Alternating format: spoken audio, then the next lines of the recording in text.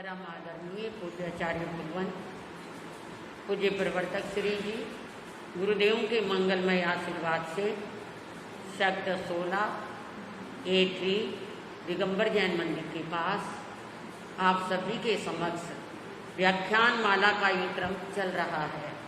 प्रवचन माला के इस क्रम में आप आचार्य सोम परब सूरी जी की कुछ वार्ताएं सुन रही हैं, जिन्होंने मानव जीवन के 6 फलों की चर्चा दी, जिसमें पहला फल मानव जीवन की दुर्लभता, दूसरा फल जिनेंद्र पूजा, तीसरा फल सत्वानुकंपा और आज चौथा फल आ रहा है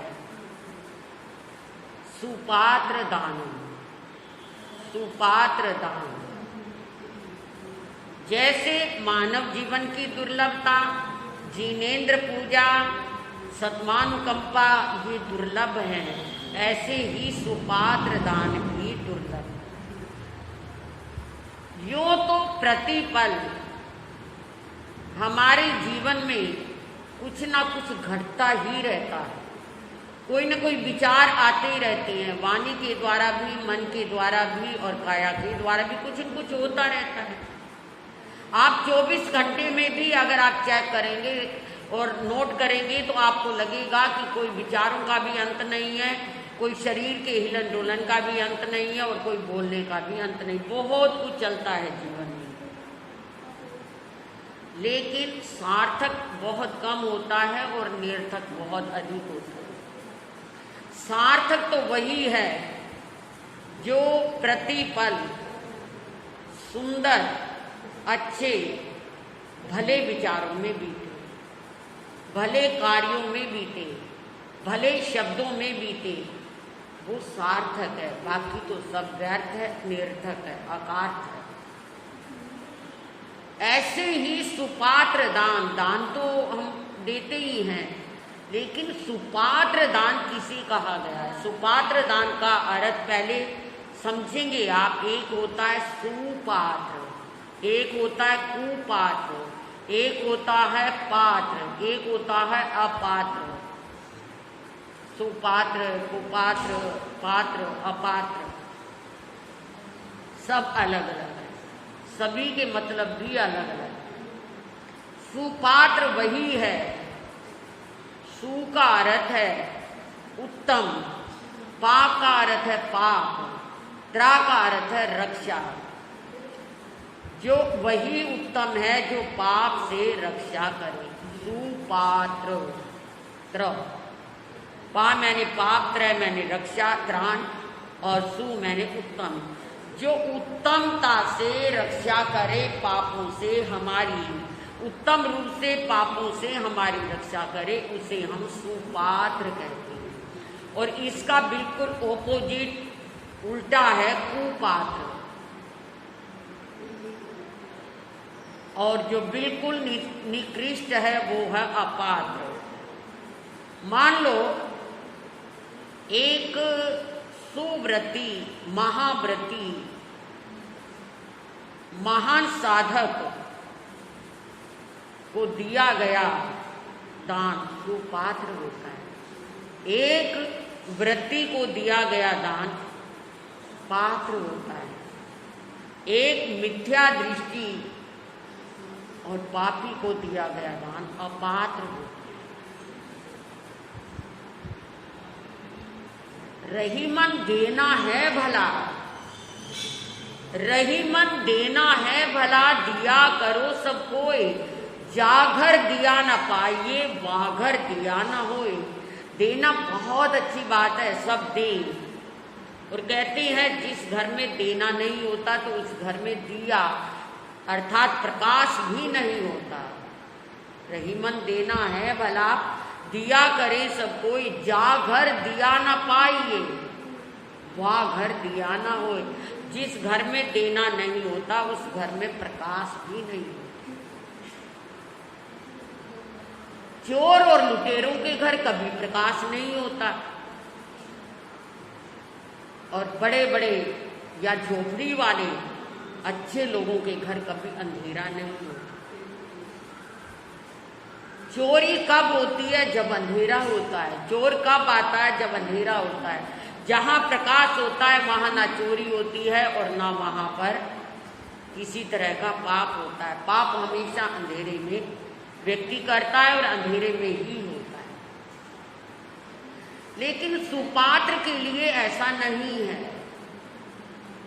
सुपात्र, श्रेष्ठ पात्र, श्रेष्ठ पात्र में वही सुपात्र होता है जो सुपात्र को दिया जाता है।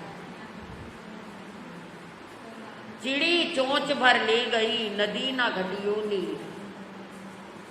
चिड़ी चोंच भर ले गई, नदी ना घटियो नीर। दान दिए धन ना घटे, कह गए दास कबीर। तो कहते हैं जो देता रहता है उसे मिलता रहता है, और एक चिड़ी चोंच भर ले भी जाए पूरी नदी से तो उसमें क्या फर्क पड़ता है? बहुत बड़े ढेर में से एक क्या है कीड़ी, एक चींटी, अगर एक क्या है मीठे का कण, चीनी का कण ले भी जाए तो कोई फर्क नहीं रहता, कोई अंतर नहीं रहता। ऐसे हम पूरी जिंदगी में इतना खाते हैं, पीते हैं, भोगते हैं और क्या है लुटाते हैं, अगर उसमें हम थोड़ा बहुत दे भी दें तो कोई फर्क नहीं पड़ता। लेकिन याद रखिए, हमें ना खाना याद रहता है, ना भोगना याद रहता है, ना लुटाना याद रहता। हमेशा हम जो अच्छा कुछ कर देते हैं, दे देते हैं, वो याद रहता है। और हम जब भी कोई बात करते हैं तो कहते हैं हाँ हाँ हमने वहाँ ये किया, हमने वहाँ ये किया था। अच्छा किया हुआ सदैव मन को एक तसल्ली देता है, मन को एक अच्छाई देता है जो अच्छा कर देते हैं। और उत्तम कार्य उत्तम ही रहता है, श्रेष्ठ कार्य श्रेष्ठ ही रहता है, भला कार्य भला ही रहता है, वहां कभी बुरा हो नहीं सकता, वहां कभी बुरा हुआ भी नहीं।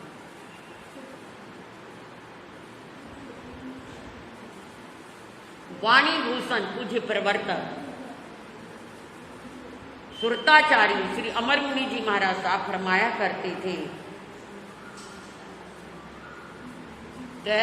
उनकी वाणी में था कि ब्रह्मा के दरबार शक्ति तीन खड़ी, ब्रह्मा के दरबार शक्ति तीन खड़ी, तीन शक्तियां खड़ी हैं और तीनों ब्रह्मा के पास हैं। तीनों के अंदर एक एक शंका है, तीनों ही अपने संदेह को लेकर खड़ी हुई हैं। राक्षस हैं, देव हैं, दानव, मानव और देव तीनों खड़े हैं। ब्रह्मा के दरबार शक्ति तीन खड़ी, तीनों खड़े और तीनों कहते हैं हमारे प्रश्नों का समाधान करो। ब्रह्मा हमारे प्रश्न का समाधान करो। दानव कह रहा है द, मानव भी कह रहा है द, और देव भी कह रही है द। दानव मानव देव तीनों द लेकर आए और कहते हैं ब्रह्मा हमें इन तीनों का अर्थ बताइए, ये तीनों का अर्थ का, इन तीनों का मतलब क्या है। ब्रह्मा तीनों की बात सुन रही है, ब्रह्मा कह रही है, देव भी हैं, दानव भी है, मानव भी है, तीनों ही द लेकर खड़ी हैं, क्योंकि उन्हें पता लगा था कि द से ही कल्याण होगा। सबसे पहले उन्होंने देवों को बुलाया, देवों को बुलाकर कहा अगर तुम अपना कल्याण चाहते हो, अगर तुम अपना उत्थान चाहते हो और अपने आप को सफल करना चाहते हो, सफलीभूत होना चाहते हो, तो तुम दमन करो, दमन करो। किसका दमन करें? आसक्तियों का, कामनाओं का, वासनाओं का दमन करो। देवो तभी सुखी होंगे जब तुम दमन करोगे, अगर तुम दमन नहीं करोगे तो तुम सुखी नहीं होंगे। दानवों को बुलाया, तुम्हारा भी प्रश्न है तो दया पालो, दया पालोगे तो सुखी हो जाओगे। तुम दानव हो, राक्षस हो, दिन रात हिंसा में लगे रहते हो। जब तुम मार काट में, हिंसा में लगे रहते हो तो तुम्हारे मन को शांति कैसे मिलेगी? शांति को पाने के लिए तुम्हें दया करनी पड़ेगी। तुम्हारे दया का अर्थ है दया पालो। देवों के दया का अर्थ है दमन करो, राक्षसों के दया का अर्थ है दया पालो। मानवों को बुलाया, मानव तुम भी दा लेकर आए। तुम्हारे दया का अर्थ है दान दो, दान दो। जो तुम्हें पाया है उसे जुटा दो। जब हम भारत के इतिहास को देखते हैं, हमें अनेक दानी महादानियों के नाम मिलते हैं। कहीं करण जैसा दानी जिसने अपना कवच और कुंडल भी उतार कर दे दिया था। कहीं हमें हरिश्चंद्र जैसा दानी, जहां जिसने राज को भी समर्पित कर दिया था, वस्त्र और आभूषण भी उतार कर दे दिए थे, और स्वयं हरिश्चंद्र राजा, तारामती और बेटा तीनों क्या है, केवल एक वस्त्र जो शरीर पे था, कोई गहना नहीं, कुछ नहीं, उसी को लेकर क्या है चले गए थे। और कितनी कितनी परीक्षाएं हुई थी। दक्षिणा, दान तो दिया सो दिया, दक्षिणा के लिए भी काशी के बाजार में स्वयं बिक गए, रानी को बेच दिया, और क्या है स्वयं को बेच दिया चंडाल घर में। इतना बड़ा महत्व है। आप बिके तारा को बेचा, आप बिके पुत्र को बेचा, बेच दई तारा रानी। इसके लिए ये हमारी संस्कृति है, लेकिन ये संस्कृति तभी उज्जवल बनती है जब व्यक्ति समर्पित होता है, सैक्रिफाइस करता है। कितना बड़ा दान था महाराजा हरिश्चंद्र का।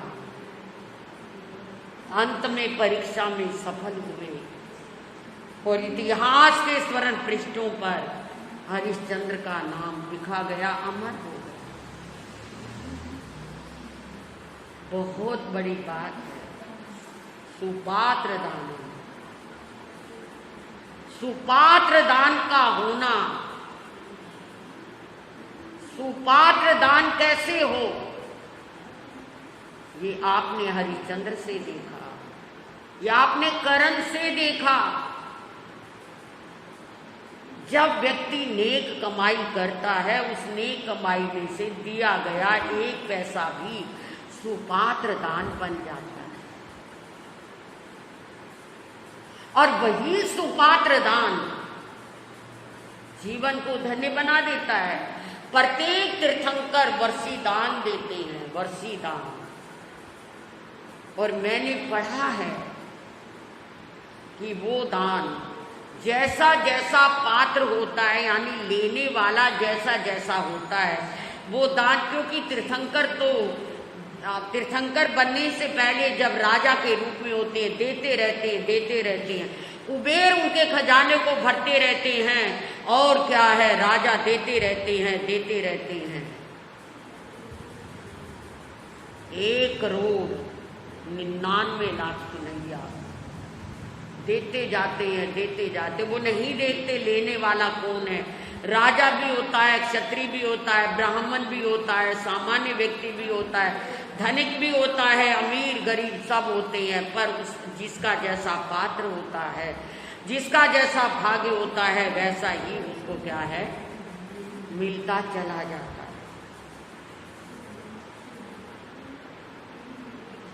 ज्ञानियों ने कहा है दानशील तप भावना, ये चारों कल्याण के सूचक है, पर दान पहले है। दान पहले है, दानशील तप और भावना। और यादर्शी भावना, जैसी जिसकी भावना है उसको उसी तरह का फलीभूत होता चला जाता है। देने वाला कभी भी भूखा नहीं मरता, देने वाला सदा पाता ही चला जाता है,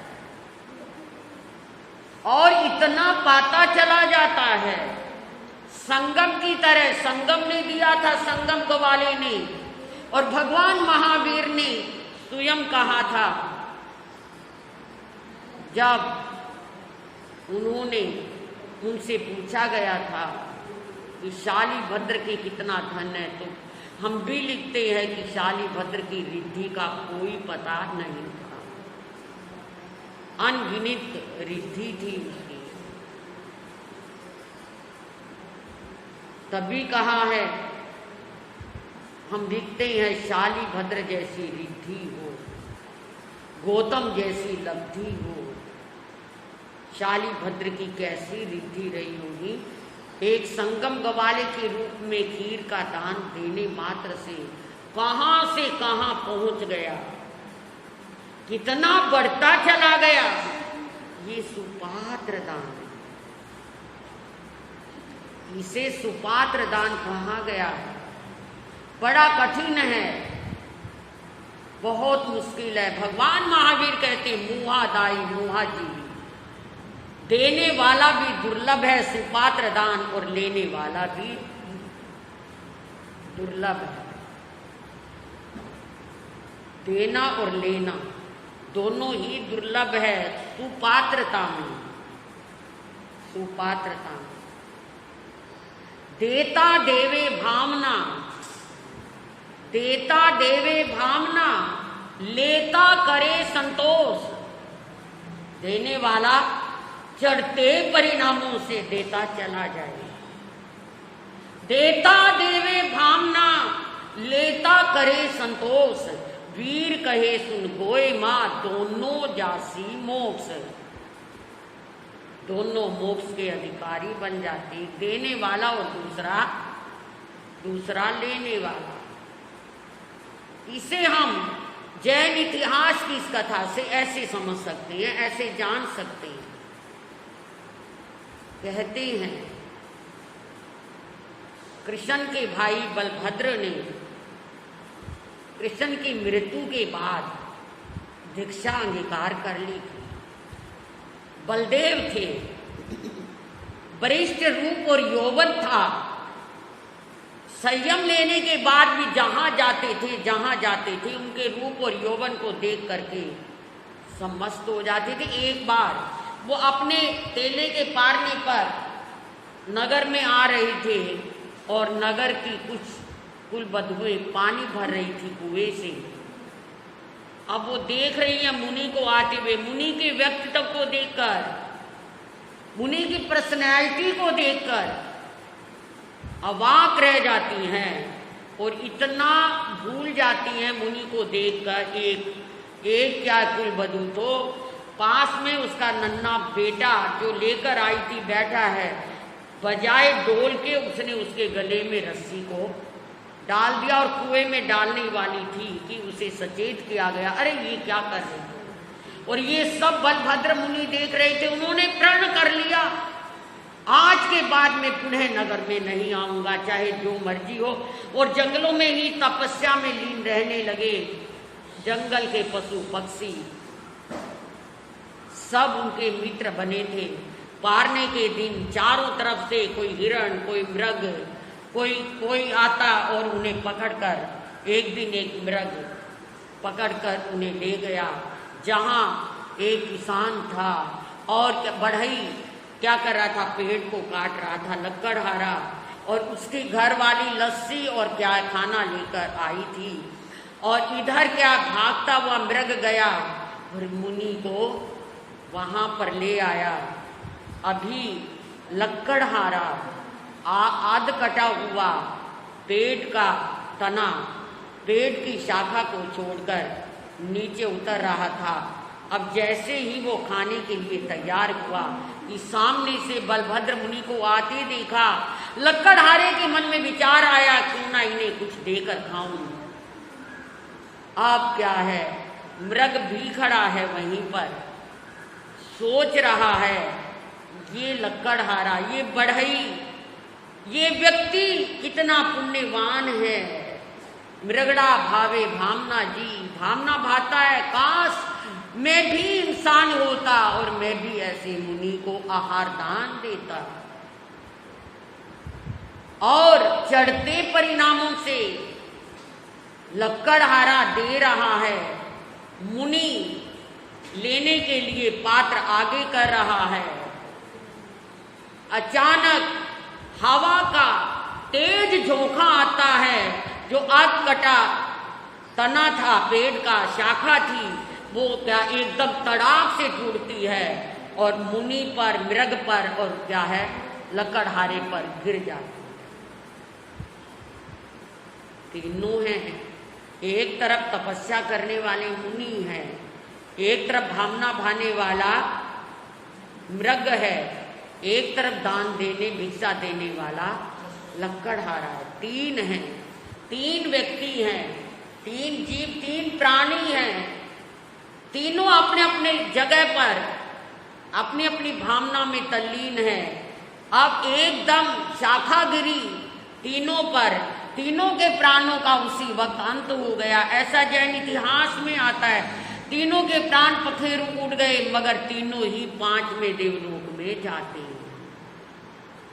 बड़ी साधु वंदना में आता है, बलभद्र मुनिवर गया 5वें देवलोक, 5वें देवलोक में जाते।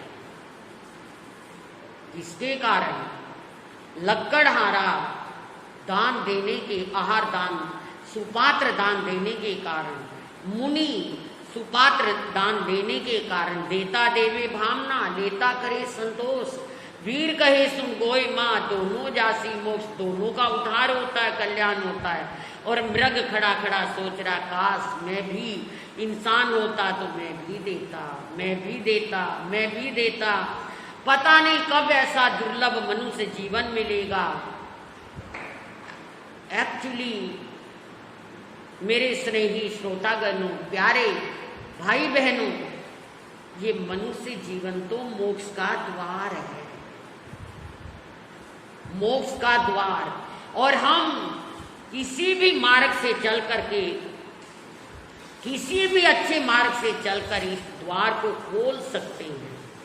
केवल मानव, केवल मनुष्य ही एक ऐसा है जो इस द्वार को खोल सकता है, अन्यथा और नहीं।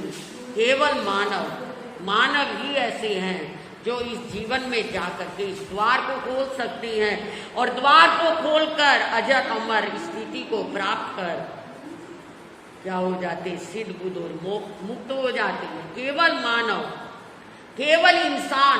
इसलिए इंसानी जीवन और मानव जीवन और मनुष्य जीवन को मोक्ष का द्वार कहा गया है ज्ञानियों ने। इस द्वार को खटखटाने वाला वही हो सकता है जो अपने जीवन को सुपात्र दान के द्वारा, सुपात्र तप के द्वारा, सुपात्र जप के द्वारा, सुपात्र भावना के द्वारा जो जीवन को धन्य बना लेता है। जो जीवन को धन्य बनाएंगे उनका सदैव कल्याण होगा। अभी चर्चा अधूरी है आपके समक्ष। जो तीसरा यानी पहला मानव जीवन की दुर्लभता, दूसरा जिनेन्द्र पूजा, तीसरा सत्वानुकंपा, चौथा फल चल रहा है सुपात्र दान। सुपात्र दान की कुछ बातें आज आपने सुनी, आने वाले समय में कल फिर आप कुछ बातें सुनेंगे। आपके समक्ष ये प्रवचनमाला का कुछ क्या है रूप चल रहा है और आप बड़े प्यार से इसको सुन रहे हैं। सुनिए, लाभ लीजिए, जीवन को धन्य बनाइए। आज का नियम, आज के नियम में आप लोग धन्यवाद के पात्र होंगे, शुभ भावनाओं के पात्र होंगे। कुछ भी खाने से पहले नुकार मंत्र अवश्य पढ़िए, अवश्य पढ़िए। अगर भूल जाओ तो जब याद आ जाए तभी पढ़ लेना। धन्यवाद। श्री चत्तारी मंगलम, अरिहंता मंगलम, सिद्धा मंगलम, साहू मंगलम, केवली प्रणतो धमो मंगलम। चत्तारी लुगुतमा, अरिहंता लुगुतमा, सिद्धा लुगुतमा, साहू लुगुतमा, केवली प्रणतो धमो लुगुतमो। चत्तारी शरणं पवज्जामि, अरिहन्ते शरणं पवज्जामि, सिद्धे पवज्जामि साहु शरणं पवज्जामि केवलीपनतं धामं शरणं पवज्जामि चारि शरण दुख हरण जगत में और न शरणा कोई होगा जो भव प्राणी करे आराधन उसका अजर अमर पद होगा उसका सदा ही मंगल होगा। आचार्य भगवंत की, संसार के सभी महापुरुषों की, पूज्य गुरुदेवों की जय।